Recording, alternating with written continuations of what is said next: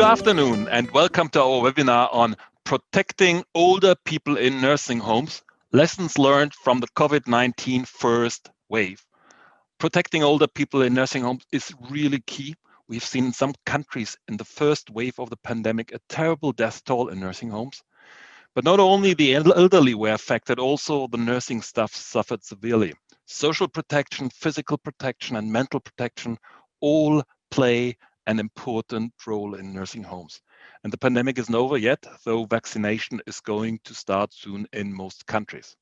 But what are actually the strategies to protect older people and nursing staff in nursing homes?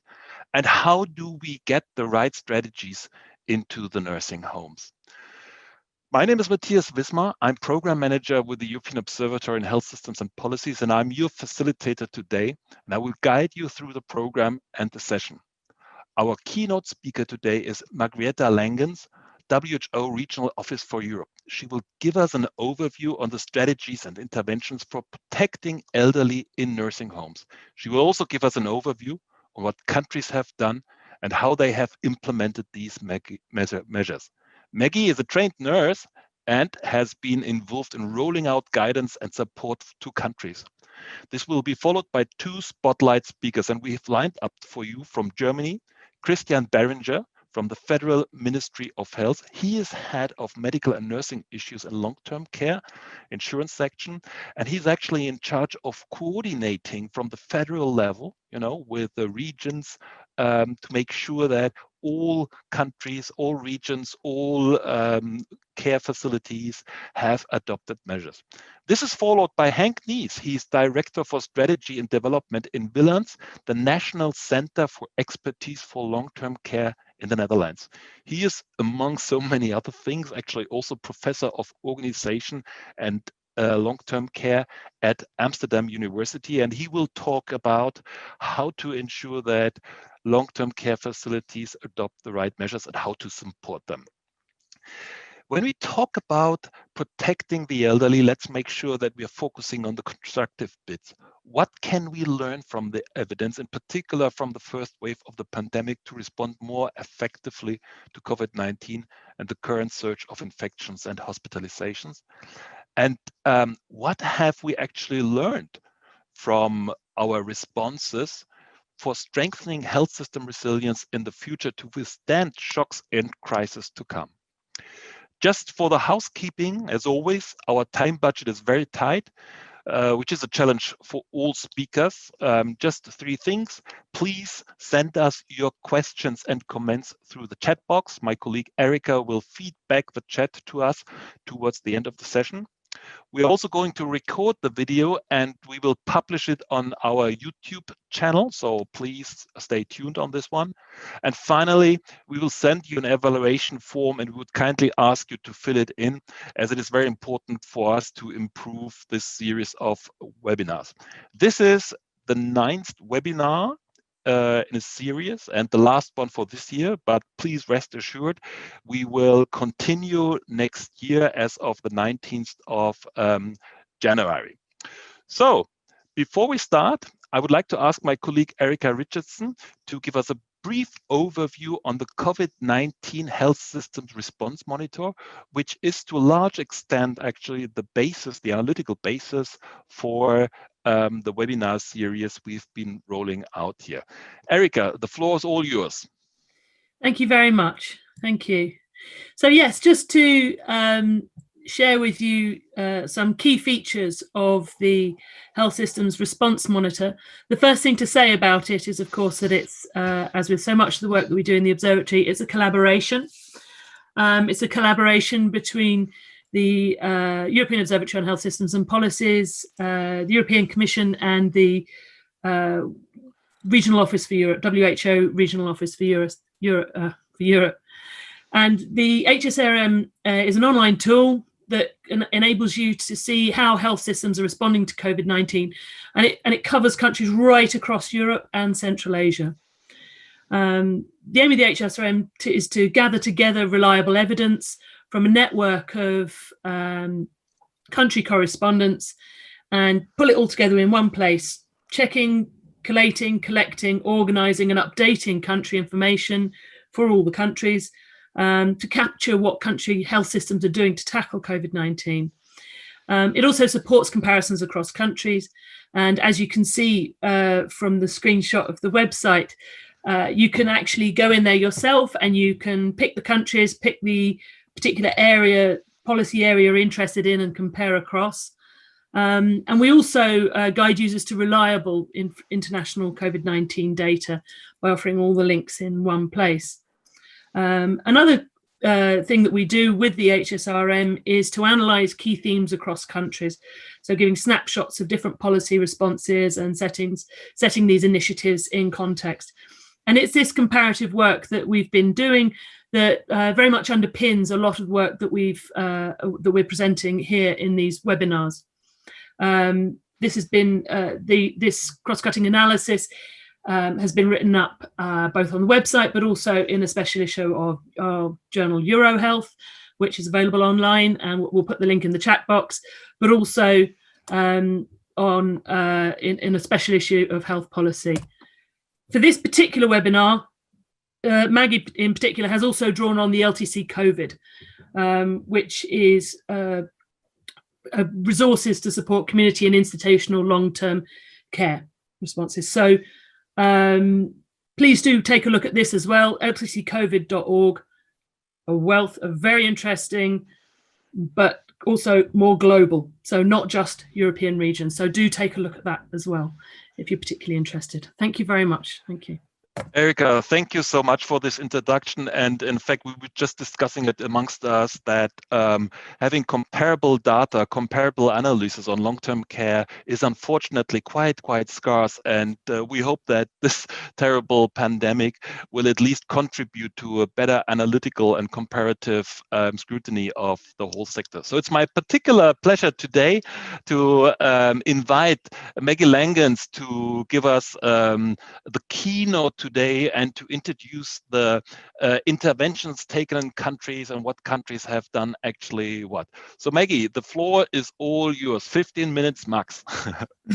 Yes, thank you very much for the invitation to share some of our observations at the WHO Regional Office for Europe on protecting nursing homes and what we've learned from the first wave. To start, I just want to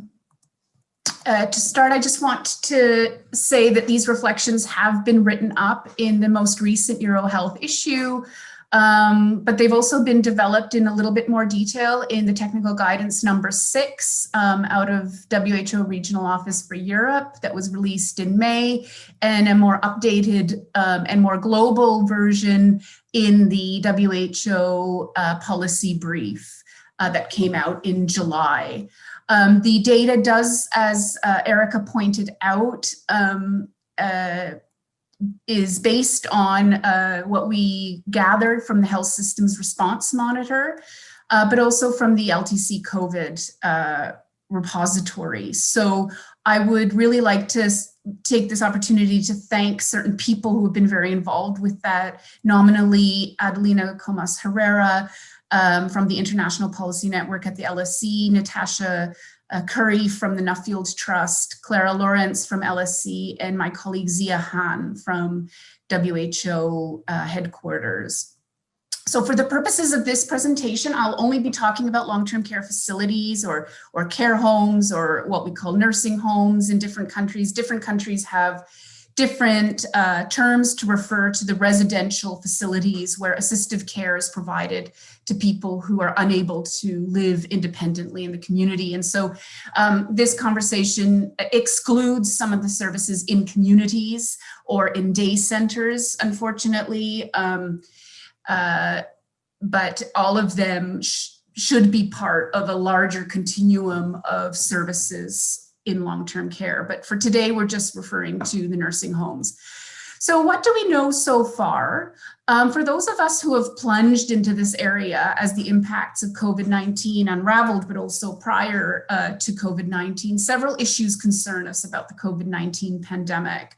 The first being that it has affected older people disproportionately, and this graph does show that case fatality trend among older adults.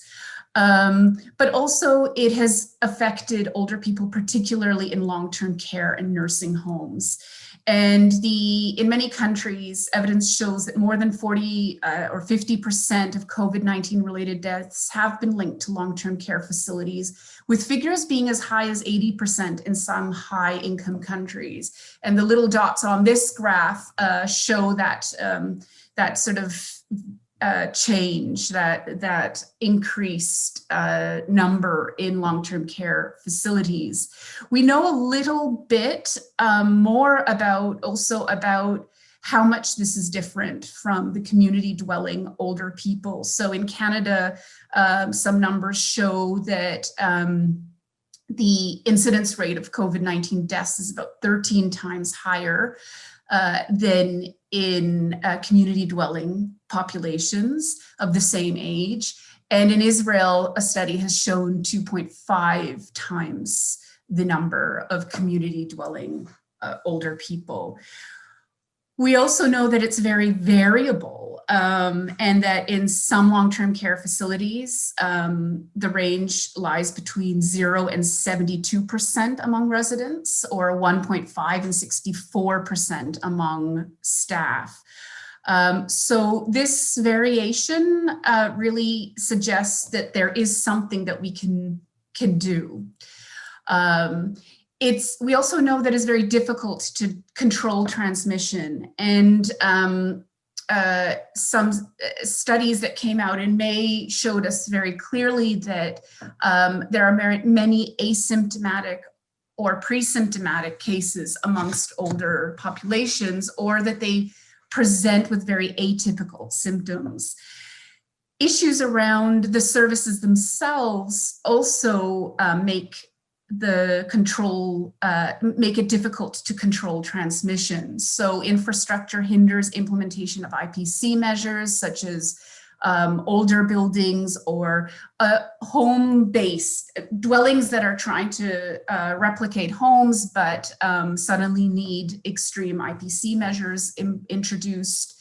Also, the services that are being provided really require very close proximity with staff, but also with other residents sometimes, because the staffing is very limited.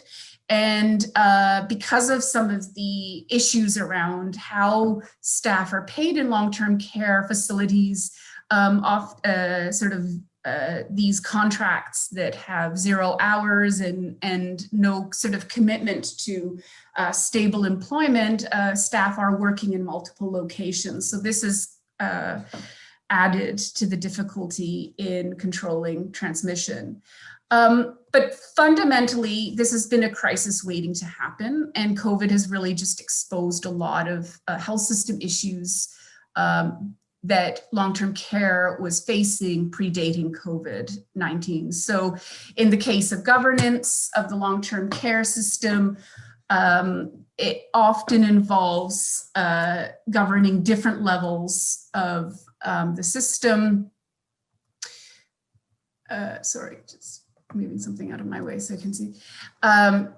Different levels and elements of government, and long-term care services are provided by a mix of public, private, for-profit and non-profit services, leading to challenges in oversight in these facilities. The amount of public funding allocated for long-term care varies between countries and is also often insufficient. No reserve funds were available to quickly pick up and implement IPC measures.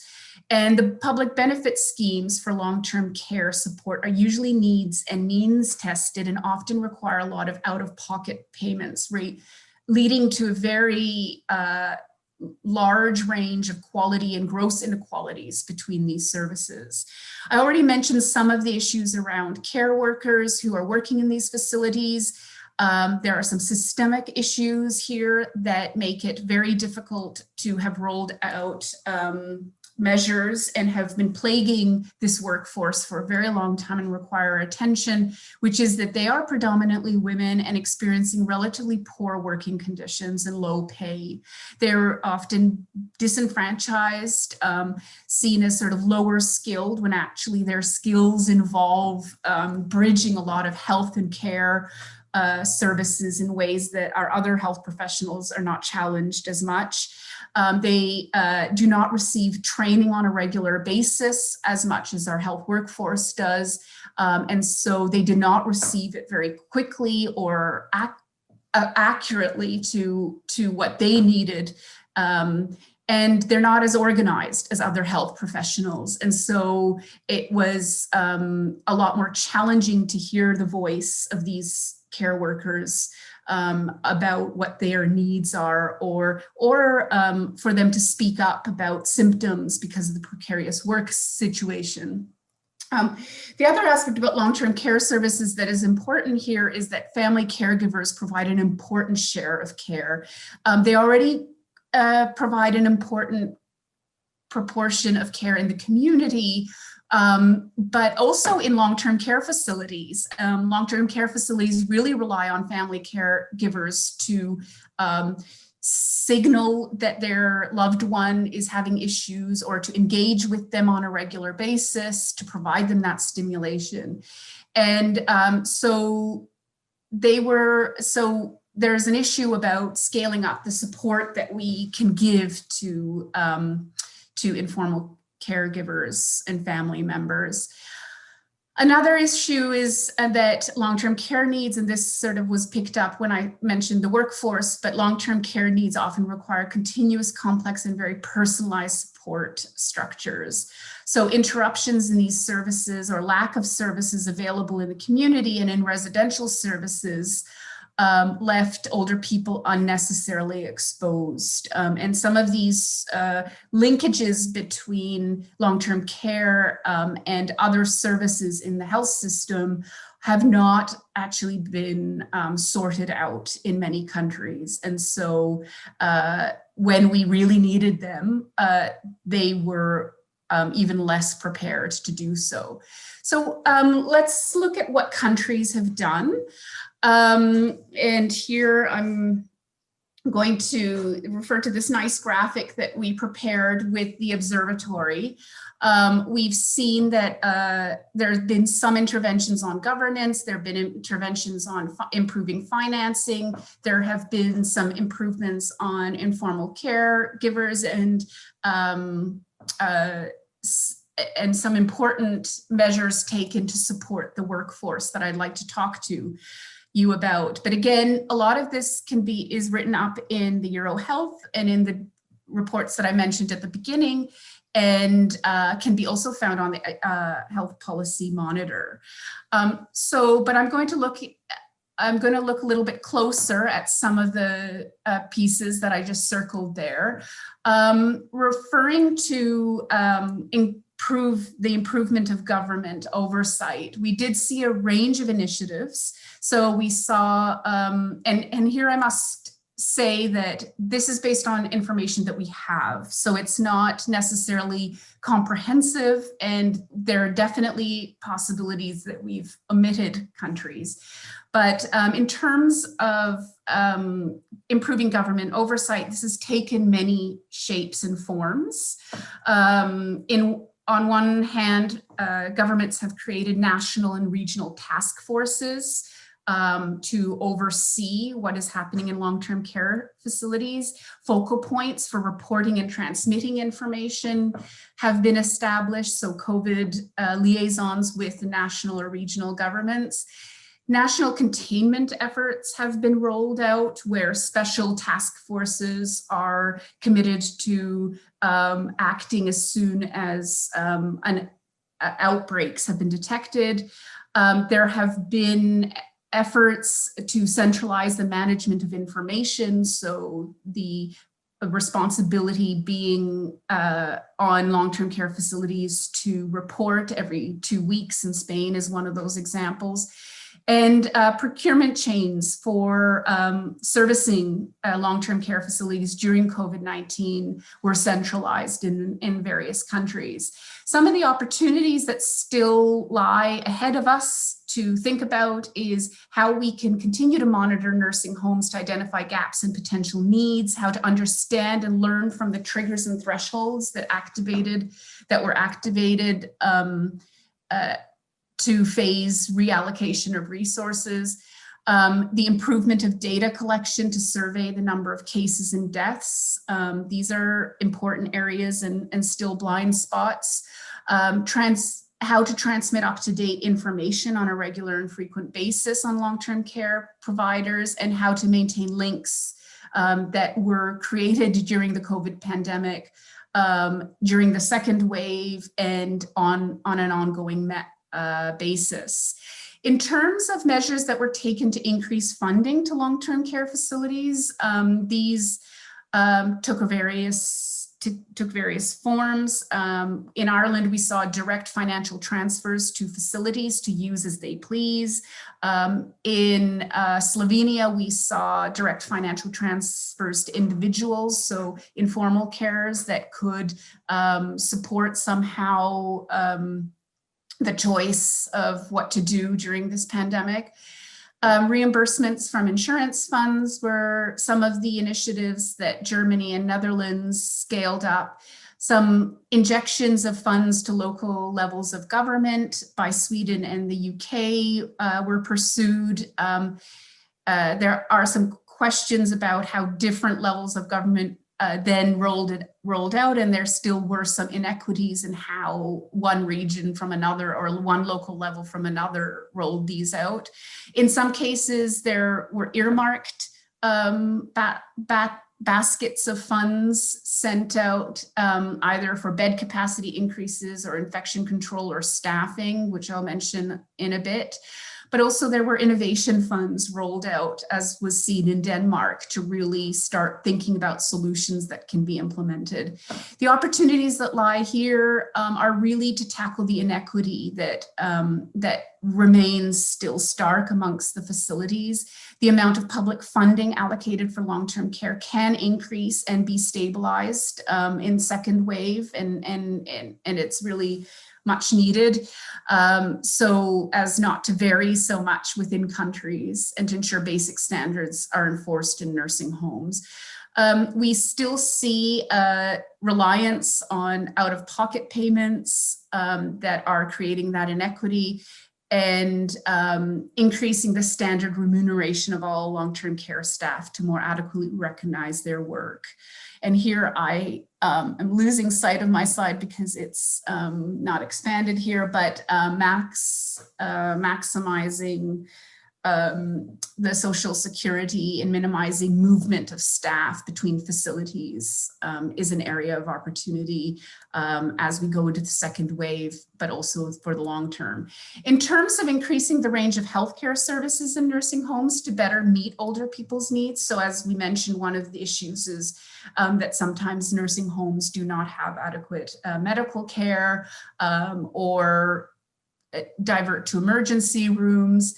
But this was not possible during COVID. And so several initiatives were set up, like 24/7-day medical presence in long-term care facilities that were set up in Italy and Luxembourg, incentives to visiting medical teams by France to incentivize GPs and geriatricians to visit long-term care facilities. Originally, they were banned, but then they saw the benefits of them visiting long-term care facilities. Linking up hospitals to long-term care facilities with personnel, expertise, and equipment from hospitals. Redeployment of staff was often one way of doing it, and call centers were set up in Israel for the staff in long-term care facilities to access on a regular basis. Areas of opportunity still lie in, and something that has not been addressed enough is the importance of palliative support in long-term care facilities and the skills required, one in general for palliative support, but also during COVID, it was important to understand that palliative measures, if someone had wanted palliative measures, may not have been what they wanted during COVID, and they needed to be reassessed. So we do need to think about how we deliver palliative support and how this workforce is equipped to provide it. Focusing on care pathways between nursing homes. So what we learned during this first wave, we hope can be built on to identify potential ways to permanently reconfigure services or at least readjust them over time. Looking at the understanding that the spectrum of needs of older people is very diverse. There's and that the spectrum is large. And so looking at the different professionals and volunteers that can be engaged. Establishing rapid response teams with geriatric training. I know some countries use those to reduce avoidable hospitalizations, but they can be very helpful. And optimizing and adjusting current support platforms like we saw with the call centers in Israel, and improving availability of basic medical equipment and scaling up primary care for older people in the first place so that there were more resources available in the community. In terms you need to wrap up now. We're going to have to wrap up. Okay, so we have several examples with families and informal carers as being seen as essential caregivers. And here I have listed a few with some of the opportunities that we need to consider as we consider them in our response. And I've also listed here a series of important improvements to recruitment and retention for the workforce. But I guess I'll just wrap up by saying that some of the remaining blind spots that we have are still in the numbers of long-term care facilities, the number of people residing in these facilities, who's residing them, and the effectiveness of the IPC and testing strategies that were used during COVID. We don't have a lot of studies understanding the dynamics of the social care workforce, and a few studies are looking into the indirect impact of COVID and the extent of disruption of health services. So context does matter, but we can look at these international spheres for ideas, and this is one important start. But we will need to address in the long term these system barriers and balance measures to control infection with well-being and human rights of residents. The last thing I'll just say is that some of this will underpin the decade of the aging that we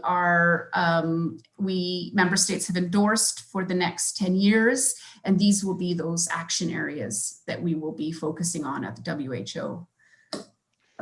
And with that, I will stop. Thank you. Maggie, thank you so much for this excellent overview. And I was saying there's not enough comparative research available, but actually you have compared quite a lot and you have really filled us in on what is going on in countries, what sort of measures is happening. And I'm very glad. I would have loved to give you more time, but we know from the evaluation actually that our participants, the attendees, really want to have a couple of questions and want to put these questions to the panelists. So apologies for cutting you short, but I think it was really very informative and very, very helpful. And the second thing I would like to say is it's a bit of a deja vu because we are all staring at the hospitals, what is happening at the hospitals. But now following your talk, it's so evident, that we need to get things right in the nursing homes, in nursing cares.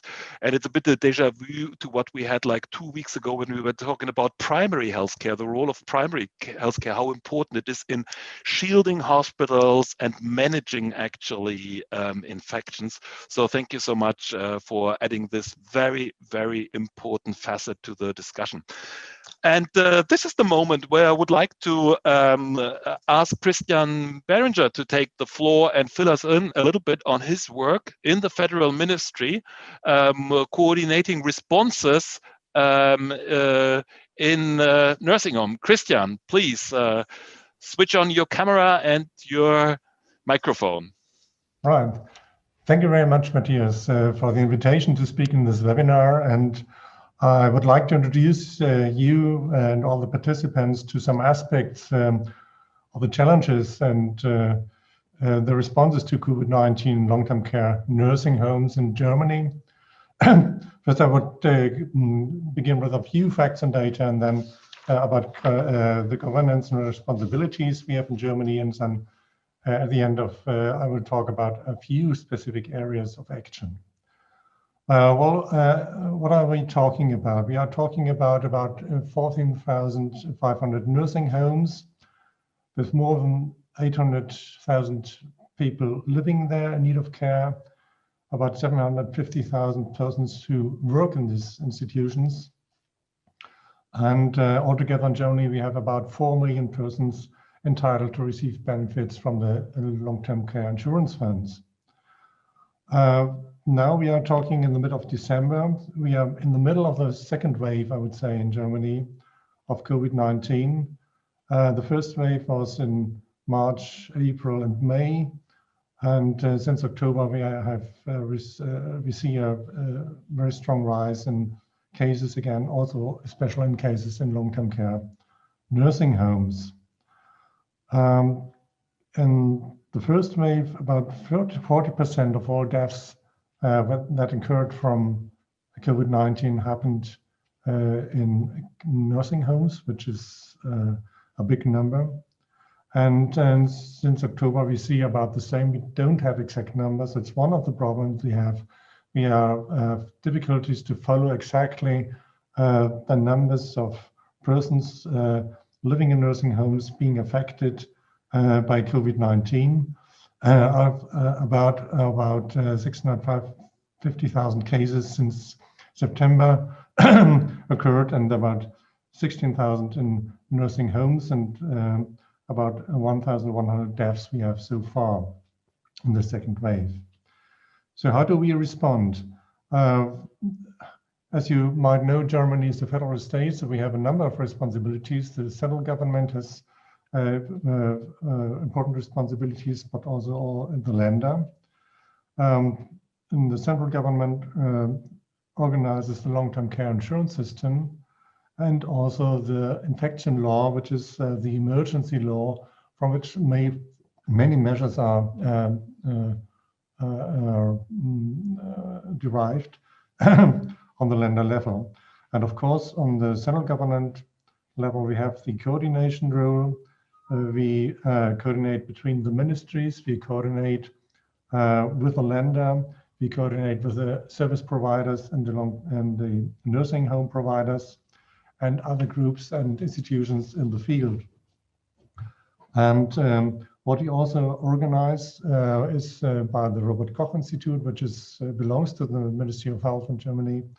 So the scientific institution, they are collecting data, they are giving advice, they are giving out recommendations to the nursing homes, which is very important.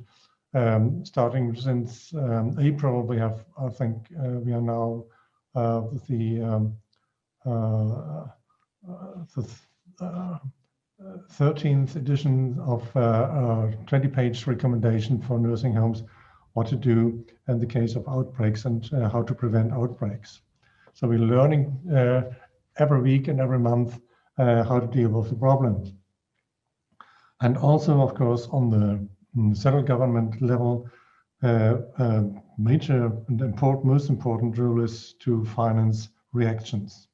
On the Länder, there's the administration of public health institutions, which means surveillance, data collection, tracking of infections, and also organizing support and other measures during outbreaks directly to the nursing homes. And also what has been done on the Länder level, on the regional level, is when it comes to regulations, for example, for visitors rules or to testing frequencies. Now, to some specific areas of action, I would like to inform you. Our financial support actions, there are infection control, there's the organizational field.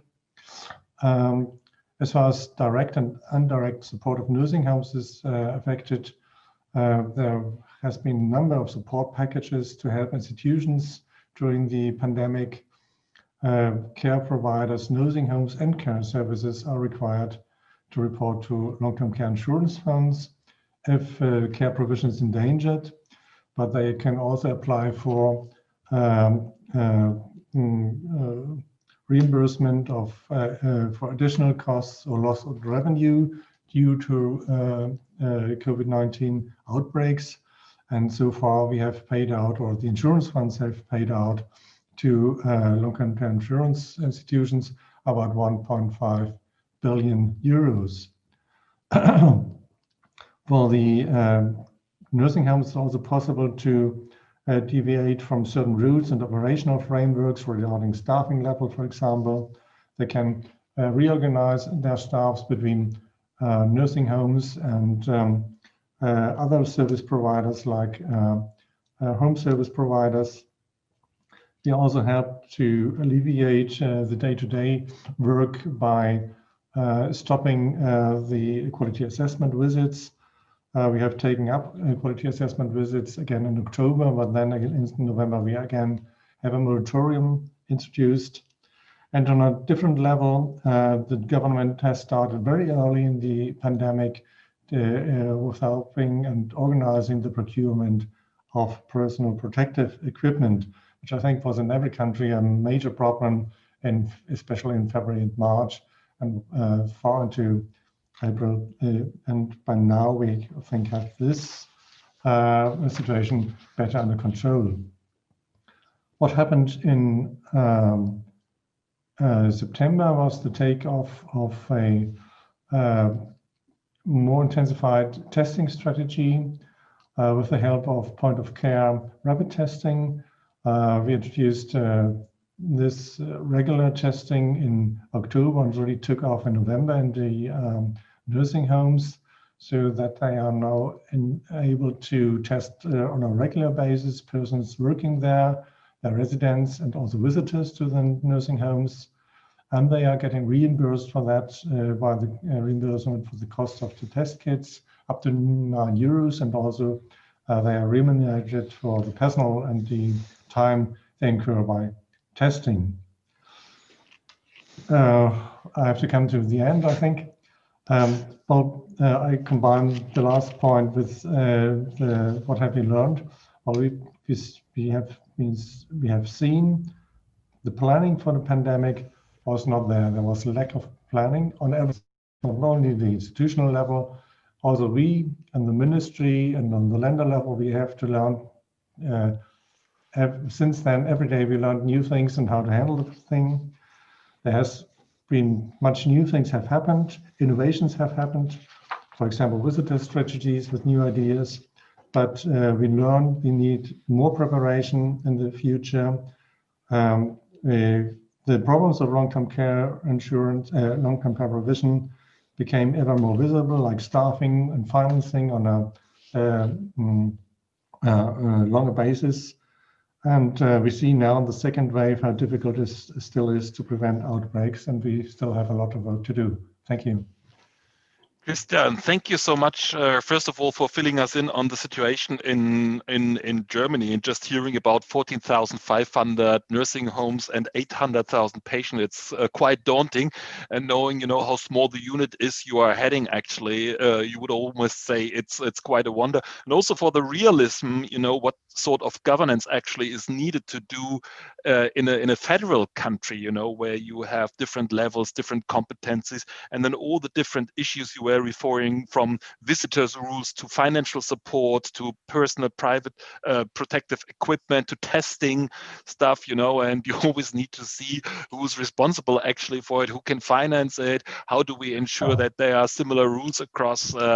So thank you very much. And I think it shows that, and also your comments with regards to the planning, that there was not much preparation, but you learned actually on the fly how to deal with it. I think it shows again that the governance here is quite crucial. Thank you so much, Christian. We will come back to you in the question time, and I would like now to give the floor to Henk Nies. Henk, please. Hello, good afternoon. Well, I would like to focus a little bit on how we support nursing homes in improving their in combating the COVID infections. First of all, I would like to say I'm working for VLANS, which is the National Centre of Expertise in Long-Term Care in the Netherlands. And we do innovation, research and development, but primarily, and this is important in this task, we also disseminate knowledge in a way that it is easy accessible in a language, in a digital form, that people who are working in practice, nurses, nurse assistants, etc., can work with it. And we help to implement knowledge. So we don't think it's enough to put things on your website, but you also have to give some practical assistance. So we developed a roadmap for organizations, nursing homes working in practice. And why did we make this roadmap? Because there was too much information in the early phase of COVID. It came from everywhere. There were guidelines in different versions, and it was very hard to assess what is useful and what should be, what is validated knowledge and information. And we wanted to organize the official validated information and knowledge. This is something which we do. We are commissioned by the Dutch government to execute this task, to carry out this task, and to collaborate with many parties who are dealing with COVID, because everyone's involved with the issue. We wanted to improve learning at national and local level. Therefore, we developed this roadmap. And we wanted to help nursing homes to assess themselves. How good are we prepared? How are we doing? And where do we have the necessary information? And we wanted to guide them in developing an improvement plan. And we also wanted to give some hands-on support by, we call it Corona coaches. I'll come back to that later. So this roadmap was based on a preparedness checklist for nursing homes from the CDC. And in this roadmap, we addressed, in fact, 14 issues, categories of issues that are relevant. How to manage your how to do your emergency management? How do you set up a crisis team? How do you monitoring? How do you collaborate on regional level? How to deal with restrictive measures? What about logistics of PPE and other issues? How to deal with care after dying and after bereavement, and dealing with bereavement, both of family members, other residents and staff, and how to deal with daycare volunteers, etc. Well, you see a great number of issues, and beneath every topic, there were a number of sub-themes. And we addressed all these sub-themes with what are the requirements, what is necessary, what should be in place. We addressed what guidelines do exist, and we are updating this every moment. As when something new appears, you know, this is the most recent update. How to get it going, what useful practical steps can be done, and where can we read a little bit about this. We provided also some inspiration of good examples of other organizations and, of course, the latest news. So this roadmap requires continuously keeping updated this information. And everyone who works in long-term care, who works in nursing homes, knows if they go to this roadmap, they find the official validated information and the most recent information, as well as practical steps. And as soon as we have new examples, we will add that. This roadmap can be filled out by these organizations. They can assess themselves, which is a procedure that is being described. And then they can score themselves what fields are green or what are part. So what demands are, what do we already meet, what requirements, what is partly met and what is far from being met. And so they can sort of assess themselves and see whether they can improve. And when they do this type of assessment, they can make a plan in order to make themselves as prepared as possible for the next wave or for whatever is going to happen. And when they have done such an assessment, they can also get assistance from us in helping to meet the requirements which are not yet met. We also have a Corona staff auditing tool, which I will not deal, but that's meant for teams and care professionals to assess how well they are prepared for the next phase. So how to follow up? If an organization has done this self-assessment, they can, of course, most of them carry out the necessary measures themselves. They find their information which is relevant. But they can also turn to us, Freelance, the National Organization for Long-Term Care, and they can get rapid response coaches. We have a number of people who are trained in all type of COVID issues, and they are also backed up by a team of experts, and they can get this support for free. And what type of questions, what type of support they can get? Well, for instance, how to set up your crisis team and how can you make it function appropriately? How can you evaluate the past period and what have you learned and what are the lessons you can take forward to the next period? How can you organize your contamination containment? How could you organize this within the facilities that you have? And are you well prepared for the next wave? We see that many organizations, there are huge differences, what also Maggie already addressed, that there are very different facilities, that there are very logistic differences between the organizations, and that there's no standard solution. So they can get short-term support for a period of about maximum 4 months, about approximately 1 day a week. And the roadmap assists them in priority setting and monitoring their progress. They make a small plan of action and they evaluate afterwards, but that's all for free, paid by the Dutch government. And it's a part of an quality improvement project, a very large quality improvement program that we carry out as Freelance, commissioned by the Dutch government. So thank you very much for your attention, and I hope this snapshot of what we are doing gives some useful insights to you. Hank, thank you so much for this really very, very useful insight. And I think it became clear, apart from covering so many different topics, you're not only giving guidance, but you also work very closely. You make sure that the things are coming really to the care homes and to the carers, both in terms of, the quality issues, but also going there and helping there, not just providing frameworks. So thank you so much. Thank you so much, everyone, to sticking more or less to the time budget allocating to you. That gives us the opportunity to raise a couple of questions, which came in through the chat box. Erica, please fill us in what you see in the chat box. And for all your panelists, if Erica is putting a couple of questions to you, just pick the one out you find most interesting, and we rather have a second round. Yes, Erica? Okay, thank you. We've had some really, really interesting questions come up in the chat box. First of all, sort of a slightly more technical one from Andrea Schmidt. Do we have any evidence on changes of quality of life for nursing home residents through the first wave, and is that data comparable and things like this? So any information you have on quality of life. But then also there's been quite a lot of focus on what things we should be taking forward.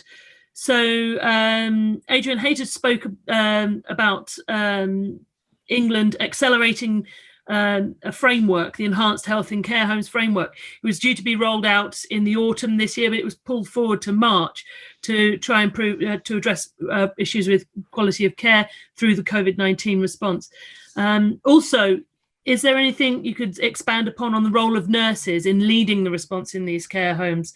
A more of a sort of like bottom-up approach. Is that something that you're aware of? I'm going to leave it there, so we've got time for a second round.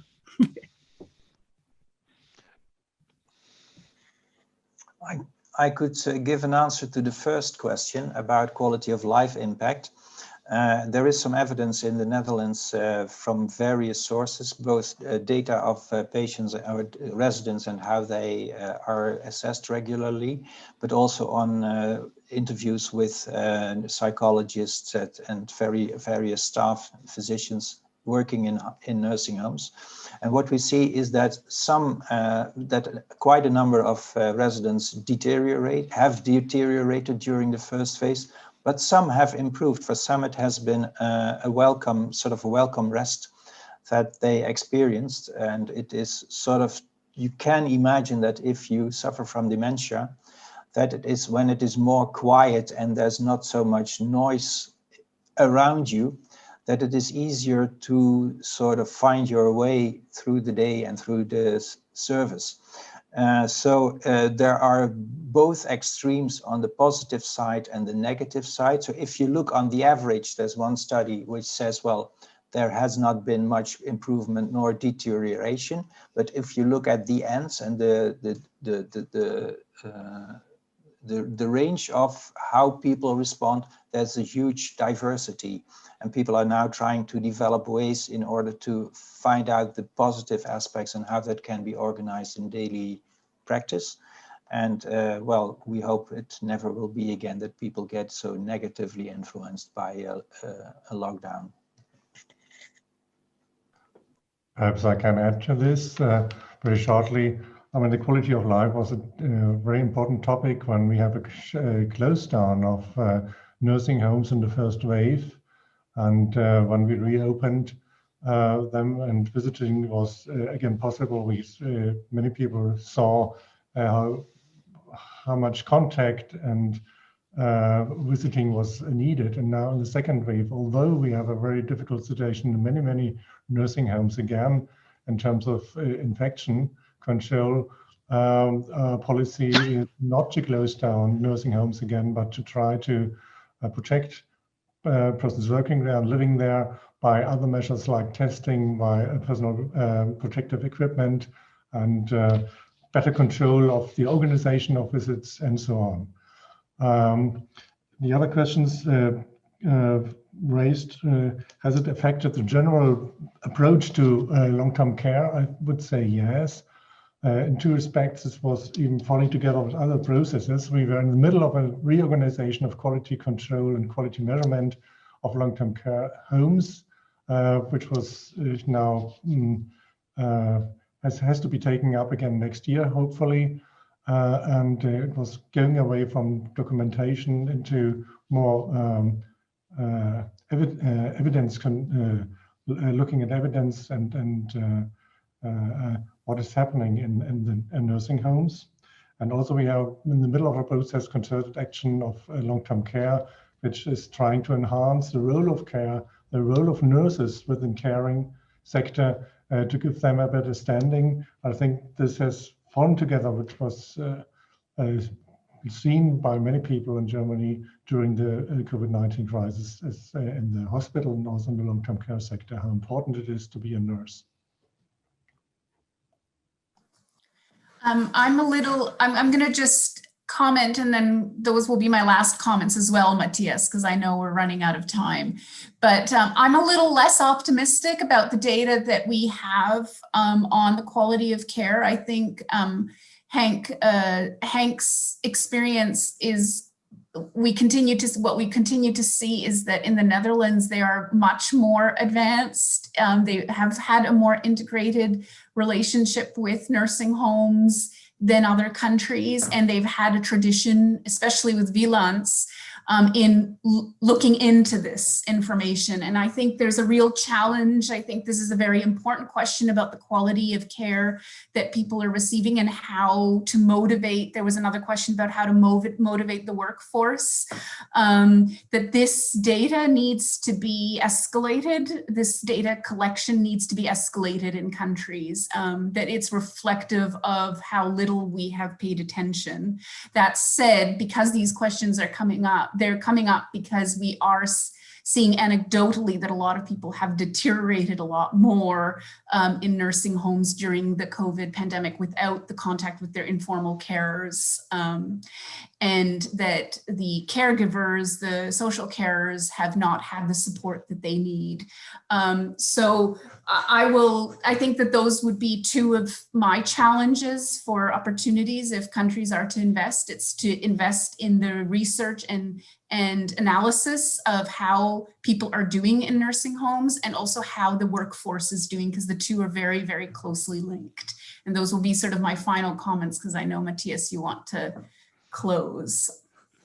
Well, I actually don't really want to close, but we have to close, unfortunately. But still, I would like to ask a very quick round on the nurse leadership. I think Maggie already referred to the motivation of the staff, which is one of the questions posed to the panelists. But there was also a question on the nurse leadership, and I think that is really important to understand what's the role of the nurse leadership. Maybe Henk, Christian, and very quickly, Maggie. Well, it's not only nurses, it should be also medical leadership, for instance. We in the Netherlands have nursing home physicians, which is rather exceptional internationally, but also how they collaborate, how they interact with their management is very important. Unluckily enough, we have not enough highly qualified nurses in nursing homes, so there's really an issue. But we have seen many initiatives of people who were very creative, who really put things forward. And often this was without any management. They just did the job, and that was great to see. And so that we have seen many good examples of nursing leadership. Yeah. Excellent. Christian. Yes, I think such a time of crisis does show the best and also the not so good things in everybody and in person. So those people and those organizations, institutions which have fared well before in their service providing have even managed also to fare good in this crisis. And others who were not so much prepared have, of course, more problems than others.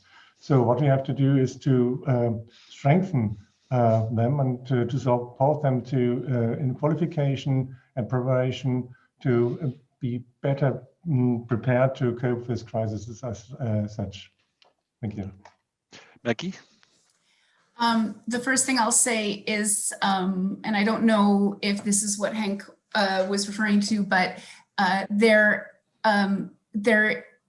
it's not just nurses working in care homes in a lot of countries, and it's not just doctors, but it's actually social carers who fall into a bit of a different category, who are managing sort of meal delivery and activities of daily living. And those are people who are also contributing to a lot of innovation during this time.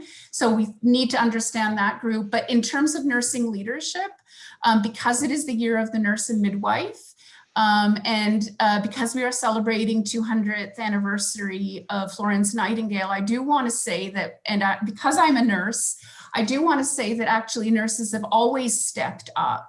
And historically, this is something that even nurses need to appreciate, that they have always bridged the health and social care. They have always found solutions during difficult times. That's what Mary Seco did. That's what Florence Nightingale did. We have some great stories that you can look up on our website from the year where nurses have stepped up and shown how to bridge the health and social care. And I think that's where nursing identity and that's where nursing leadership lies, in bridging those two.